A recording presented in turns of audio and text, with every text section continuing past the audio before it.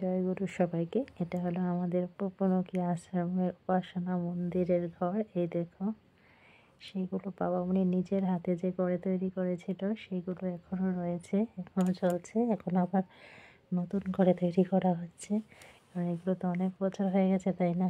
হ্যাঁ দেখো, আমরা প্রথমে ফ্রেশ হয়ে তারপর বিকেলবেলার দিকে সেগুলো বের হয়ে একটু ঘুরে ঘুরে দেখাচ্ছি চানের বাবা আর চানকে, কারণ আমি এই আশ্রমে আরও আগে একবার গিয়েছিলাম।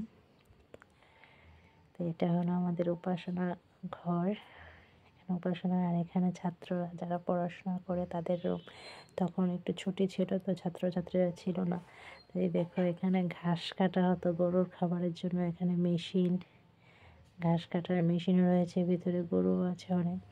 তো এই দেখো, আশ্রমটা অনেক বড়, মানে কি বলবো তোমাদের বন্ধুরা, আমাদের মানে